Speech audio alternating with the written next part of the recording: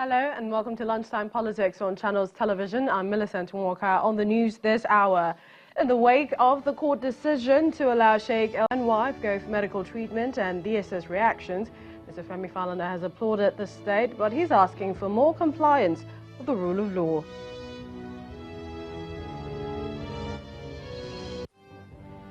And the government reacts to the court order asking the EFCC to freeze the account of the Bauchi state government.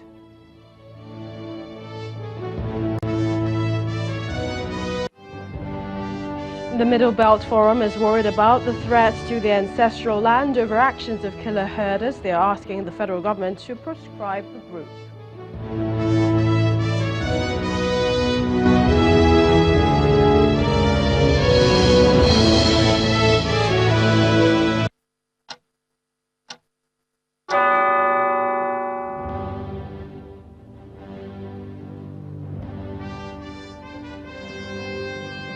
Welcome everyone to the program. We set out on some legal grounds this hour and is on the case of the leader of the Shiite group, Sheikh al-Zakzaky, barely 2 weeks after the federal government secured a federal high court injunction prescribing the activities of the Islamic movement in Nigeria and declaring the group as terrorists. Another high court has granted the plea of their leader, Sheikh Ibrahim al-Zakzaky, and his wife Zinat to seek medical attention abroad.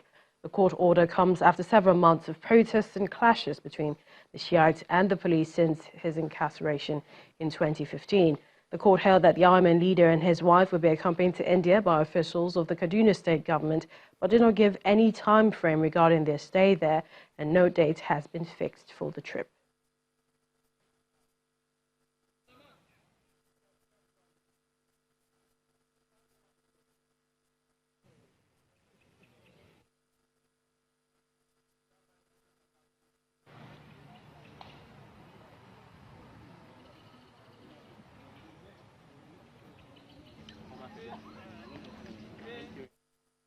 In the meantime, the Department of State Services, DSS, says it is ready to comply with the Kaduna court ruling. In a statement by the DSS spokesman, Mr. Peter Afnaya, the agency is working with relevant stakeholders to ensure the court order is complied with. The Secret Service maintains that conformity with the order is in line with their commitment to the rule of law, which is inherent in a democracy.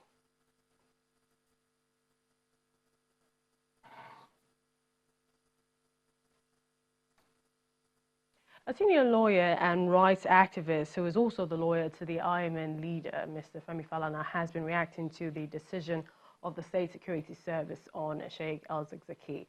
Mr. Falana, who spoke to us earlier on the telephone, says their reaction is commendable, but the government of the day must obey the rule of law more. I think it's a very good development, particularly that the State Security Service has announced that the order of the court will be complied with in respect of the order for the couple to travel to India for urgent medical attention and treatment. And I do hope that the same gesture, the same policy of obeying court order will be extended to other people in the country. In whose favor, the courts have granted orders, either for their release or for their bail or for payment of damages or judgment debts. But this is the only way to show that we are civilized people and that we are led by a government that has respect for the rule of law. If the government can come out repeatedly to say that we are not going to obey certain court orders because of national security. I can almost tell you, since 1914, no Nigerian government, be it indigenous or foreign, has ever treated the orders of court with such contempt. No government in Nigeria, not even the Buhari regime, came out to say, oh, on ground of security, we are not going to obey court orders. Ironically, I have a list of no less than 13 court orders, 13, obeyed by that junta, the Buhari junta, And these orders have to do with releasing people who were detained under the State Security Detention of Persons Decree number 2 of 1984. So if the military junta, headed by General Muhammadu Buhari, comply with court orders, you do not expect him, President Buhari, who has announced that he's a converted Democrat, to allow his administration to disobey court order. The point I'm making is that no government has boldly and audaciously come out to say we are disobeying court orders because of national security. Which national security? National security is part of the rule of law of a country. You maintain the security of a country in accordance with the rule of law.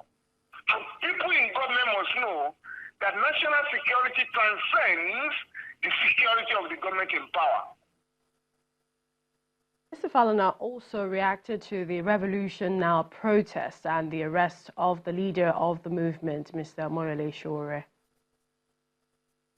Signed to hold at the National Stadium, in the main bowl of the National Stadium, cannot be said to be a threat to national security, unless you want to cheapen the security of the country. That's number one. Number two, the fact that the group said they were going to cause a revolution cannot be said to cannot be equated with treason or treasonable felony or terrorism. And I say that the police or the state security service lacks the power under our law to declare any action by Nigerians as treasonable or terrorist. You must go to court to have any action declared illegal or unconstitutional. The detention of Sowore can no longer be justified. In a place like Lagos, you have only 24 hours maximum to detain anybody.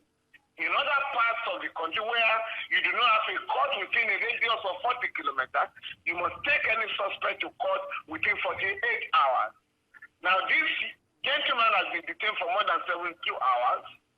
If they are not going to charge him with any offense, you must get a remand order to justify his detention. As of now, his detention cannot be justified. And we are therefore calling on the government and the almost 30 people that were arrested yesterday, should be released. We are calling on the government to release them. Senior lawyer and rights activist Mr. Femi Falana earlier on the telephone.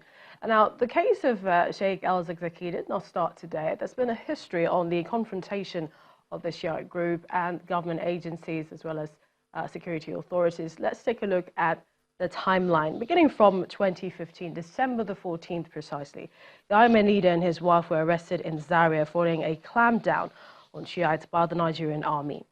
September of another year, 2016, the Kaduna State Judicial Commission of Inquiry recommended prosecuting soldiers involved in the Zaria killings.